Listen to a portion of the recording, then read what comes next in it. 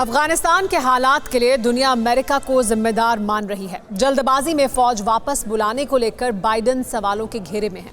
इस बीच दुनिया की बेरुखी को देखकर अफगानिस्तान की आवाम ने मोर्चा संभाल लिया है। उत्तरी अफगानिस्तान से अफगानी मिलिशिया के लड़ाकों ने तालिबान को खदेड़ दिया है। तालिबान के कब्जे से कुछ इलाकों को आज़ाद भी करवा लिया गया है। इस बीच खबर यह भी है कि अमेरिका की फौज 31 अगस्त के बाद भी अफगानिस्तान में तैनात रह सकती है। सवाल यह है कि क्या काबुल को फिर से तालिबान से मुक्ति मिल सकती है? ये स्पेशल रिपोर्ट देखिए। हाथों में अफगानी झंडा और जुबां पर तालिबान से आजादी के नारे। ये महज तस्वीरें नहीं हैं, आक्रोश की ये वो आग है जिसे तालिबान के पाप ने हवा दी है।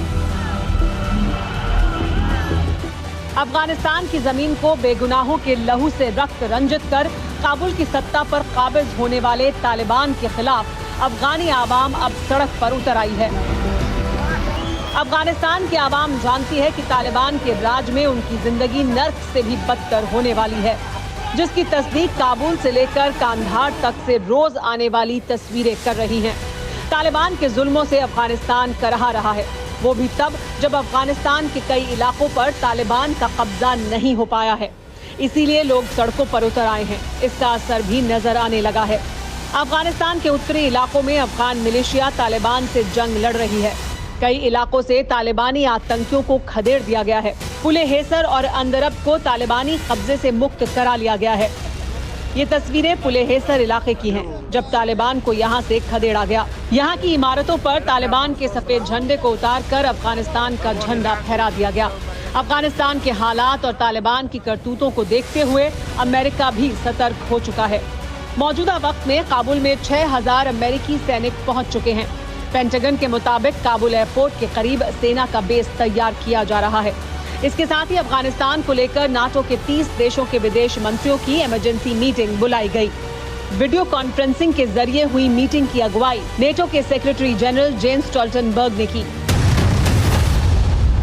हालात को देखते हुए माना जा रहा है कि अमेरिकी फौज 31 अगस्त के बाद भी अफगानिस्तान में रह सकती है। इस बीच पंजशीर में भी तालिबान के खिलाफ जंग तेज हो गई है। अहमद शाह की सेना कैसे तालिबानियों को कब्रिस्तान भेज रही है, तस्वीरें तस्दीक कर रही हैं। पंजशीर पर तालिबान कभी कब्जा क्यों नहीं कर पाया, इस तस्वीर से समझा जा सकता है। तालिबानी आतंकियों ने अहमद शाह के गढ़ में घुसने की हिमाकत की थी, लेकिन चंद पल में आसमान से बरसे बारूद से तालिबानियों का खात्मा कर दिया गया। हर वक्त कांधे पर AK-47 लटकाने वाले तालिबानी बेगुनाहों पर गोलियां दागकर खुद को बहादुर कहते हैं, लेकिन हकीकत में तालिबानी जल्लाद इतने कायर हैं जो 70 साल की बुजुर्ग से डर गए। ये तस्वीर नियाज बीबी की है। अफगानिस्तान के नंगरहार की रहने वाली थी, लेकिन उन बच्चों के लिए मसीहा थी जो तालिबानी जालिमों की वजह से यतीम हुए थे। लोगों से मदद मांगकर नियाज बीबी दशकों से अनाथ हुए बच्चों को पाल पोस रही थी। अपनी हिफाजत के लिए बंदूक भी साथ रखती थी, लेकिन इंसानियत के दुश्मन तालिबानी जल्लादों ने 70 साल की नियाज बीबी की भी हत्या कर दी। बामियान में भगवान बुद्ध की मूर्तियां हो या फिर साहित्य और संगीत, तालिबान ने अपने राज के दौरान अफगानिस्तान की हर विरासत को नेस्तनाबूद करने में कोई कसर नहीं छोड़ी। लेकिन कट्टरपंथियों की तमाम कवायदों के बावजूद अफगानिस्तान की कला जीवंत रही और वहां के कलाकारों ने अपने वजूद को बचाए रखा। तालिबानी बंदिशों से म्यूजिक भले ही हराम है, बावजूद इसके यहाँ महिलाओं ने पहला म्यूजिकल बैंड बनाया। इस बैंड का नाम ज़ोहरा है, जिसे दुनिया भर में शोहरत मिली। इसमें सभी लड़कियां शामिल हैं। जरीफा अबीदा इस ऑर्केस्ट्रा ग्रुप की संयोजक हैं, जिनकी अगुवाई में इस ग्रुप ने लंदन समेत कई शहरों में जाकर परफॉर्म किया। अफगानिस्तान ना के ऑल फीमेल ज़ोहरा ग्रुप 2017 में स्विट्जरलैंड में आयोजित वर्ल्ड इकोनॉमिक फोरम में भी परफॉर्म कर चुका है।